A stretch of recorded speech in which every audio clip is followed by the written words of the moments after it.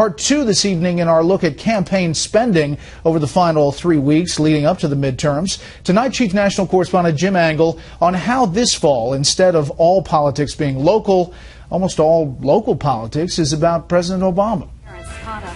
According to the latest numbers, this will be another record year in terms of political fundraising and spending, much of it on TV ads. Total spending, including both federal races and gubernatorial, is approaching $1 billion cycle to date. Ads of all kinds, one of which got more than 600,000 hits on YouTube.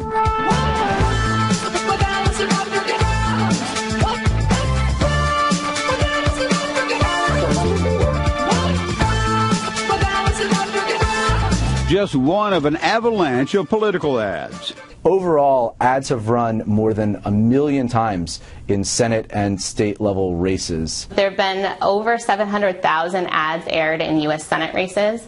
Over the last 2 weeks, Democrats are ahead slightly in airings. They've aired over 58,000 airings compared to roughly 53,000 for the Republicans. And Republican ads, which had already targeted the Obama record, intensified after the president said all his policies were on the ballot. I think there was a little gnashing of teeth in many Democratic campaign headquarters. What you see at the Senate level and at the state level is increasingly more of these ads are being run as sort of a national referendum. A referendum on the president and his policies, prompting Democrats to talk as if they've consistently opposed him on key issues. I'm not Barack Obama. I disagree with him on guns, coal, and the EPA. She repeatedly refused to say if she'd even voted for Obama, one of many Democrats who've clearly distanced themselves from the president and his policies. And when she took on the president to approve the Keystone Pipeline, it means high-paying jobs for Louisiana.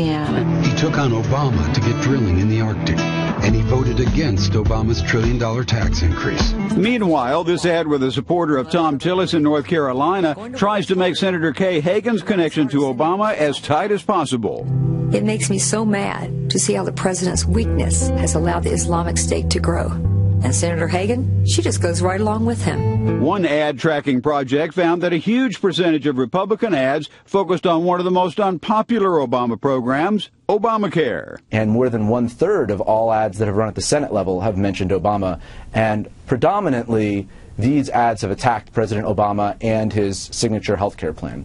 Mark Udall promised that if you liked your plan, you could keep your plan. Mark Udall promised if you liked your doctor, you could keep your doctor.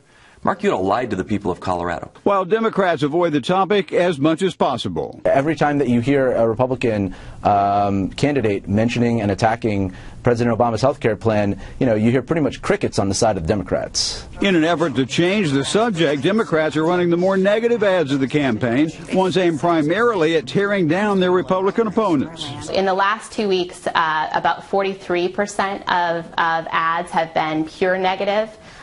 7 in 10 are negative and or contrast.